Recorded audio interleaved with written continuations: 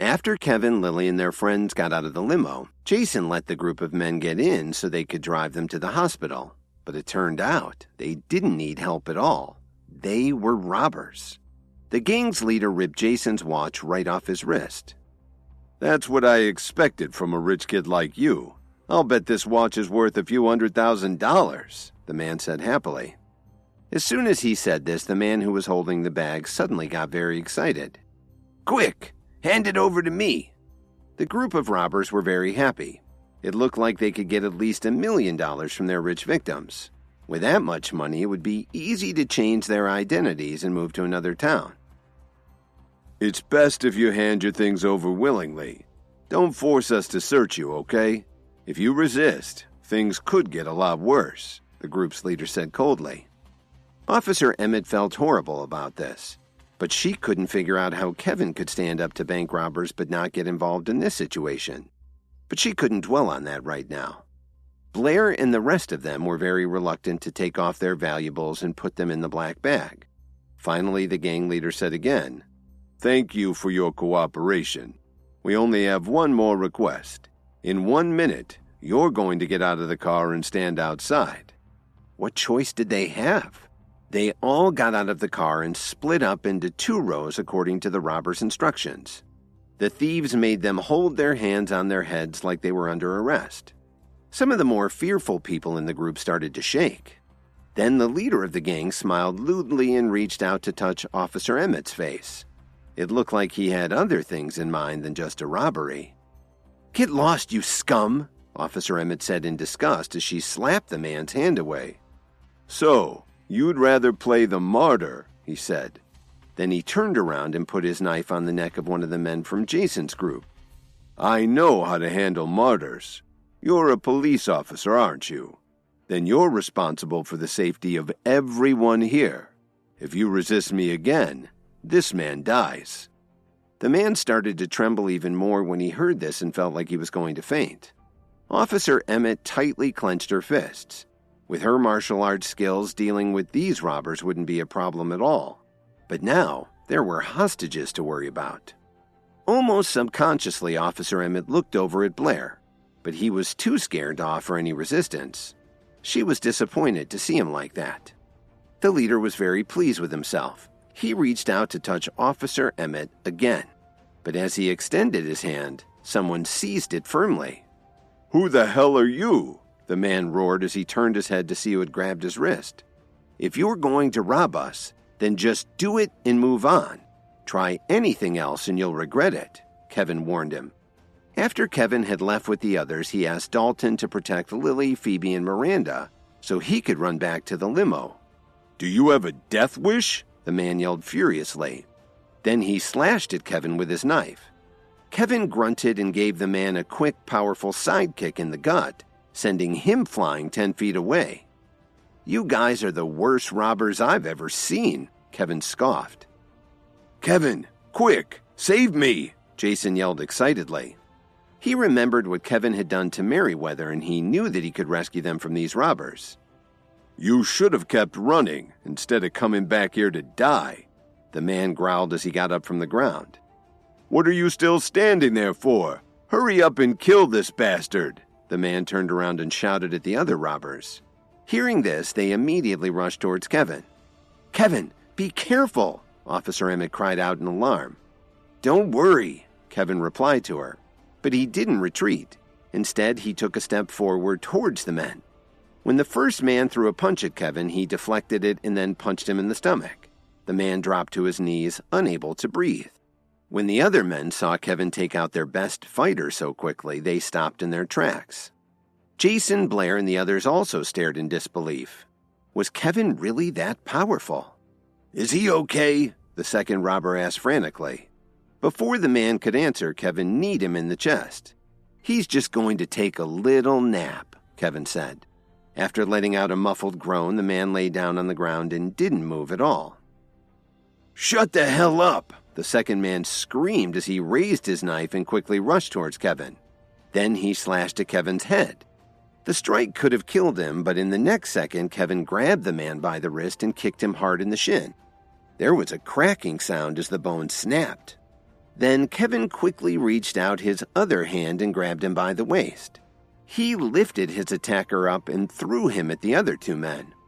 The three of them fell to the ground in a heap. The one who had tried to kill Kevin lay on the ground holding his broken legs, screaming in agony. After seeing the four armed robbers fall to the ground so quickly, Blair jumped up in excitement and shouted, "What a beautiful fight!"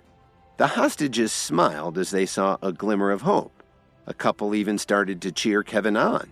But their hopes were dashed when they heard a gunshot suddenly ring out. The head of the gang had shot out one of the windows of the limo. "Why don't you try that with me?" The man snarled ferociously as he pointed his gun at Kevin. "Hey, I didn't know you were carrying any guns with you," Kevin replied without flinching. Instead, he said calmly, "Why don't you try to shoot me instead of an innocent car? Let's see if you can hit me." "Are you actually daring me to shoot you?" he asked contemptuously. "Do you want to try?" Kevin asked jokingly as he furrowed his brow. "Kevin!" Officer Emmett shouted anxiously when she heard him say this. Of course, she saw through Kevin's strategy. It was the same thing he'd done during the bank robbery. He was trying to draw the man away so he wouldn't hurt the others. Kevin was very casual about it.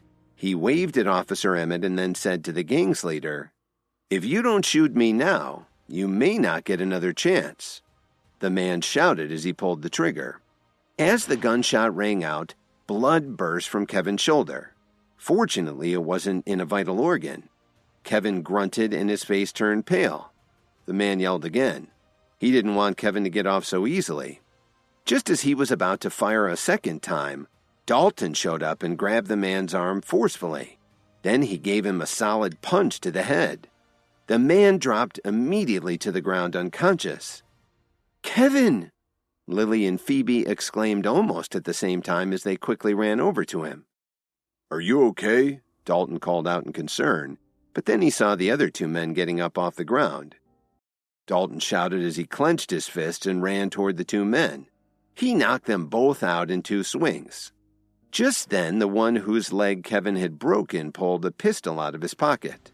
Perhaps it was because he was in such pain from his broken leg, but he wasn't able to steady the gun when he fired it, and he ended up shooting Kevin in the back. "Damn it!" Dalton shouted when he saw this. He ran over to the man and kicked the gun out of his hand. Then he knocked him out cold. That's when Kevin fell to the ground. While he was unconscious, Kevin felt like he was having a long dream. When he woke up, he found himself in a hospital. "Kevin, you finally woke up," Lily said excitedly as she grabbed his right hand. She had been at his bedside all night.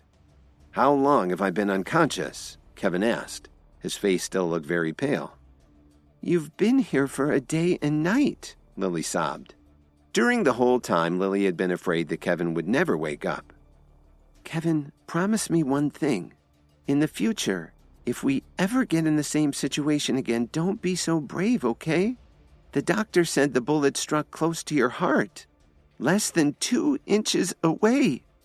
Lily's voice became softer and softer as she spoke. Her eyes were red from all her crying. "Lily, please don't cry. If you cry, you'll just make me sad," Kevin said with a bitter smile.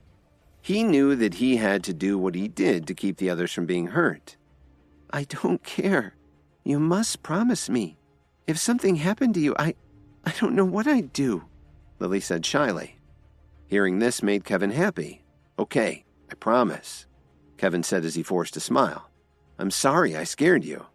After a moment, he said, "Let me give you a kiss." "I don't want to," Lily said as she immediately stopped crying and took a step back from the hospital bed. Kevin shook his head in confusion. Then he looked around the room and asked her, "Lily, where are we? I didn't know hospitals around here were so luxurious." "This is a private hospital opened by the Steele family. Speaking of which, you really have to thank Dalton Steele. If he hadn't invited the best doctor, your surgery wouldn't have gone so smoothly," Lily told him. She was still afraid he wouldn't survive the shooting. "Where's Dalton now?" Kevin asked. Of course, Dalton hadn't forgotten him, but he had some preparations to take care of. "It's his grandfather's birthday in 2 days," Lily explained. "Dalton is busy taking care of the guests in his home. He also said that when you wake up, I should give him a call. As Lily spoke, she took out her phone. Kevin looked up at the ceiling. Even though he'd just been critically injured, he was grateful to have made a friend like Dalton. After Lily finished the call, Kevin asked her, "Do you know where Dalton's home is?" "Why? Do you want to go over there?" "I think you need to recover from your injuries." "Anyway, he just said that he'd be right over," Lily said worriedly. While this was going on, Mitchell Cook, Adriana Wright, and the other three were sitting together in a private room in the Whistler Hotel. They were discussing their plans for an ecological garden. They were interrupted by the crash of the room's door being kicked open. Thomas Williams, Kevin's uncle, looked at them with a furious expression in his eyes. "Who the hell are you? Get out of here immediately!" Cook shouted fiercely. "Who do you think you are? How dare you yell at me?" Thomas Williams growled at him. "You're just Kevin's flunkies. What are you doing eating in such a nice hotel?" Mitchell was irritated to hear him talking like this. "Who the hell are you? How dare you behave so shamefully in my hotel?" "My name is Thomas Williams," he said proudly. "If Kevin were here, he'd have to answer to me. That gives you an idea of my importance." Adrian and the others looked at each other in disbelief when they heard him say this. They knew right away who he was. "So what if you're from the Williams family? This is Chicago, not New York. You're a long way from home," Emo Squire said seriously. "Is that supposed to be a warning?" Thomas said gravely. "Take them all away. Let's see how long Kevin survives without his buddies."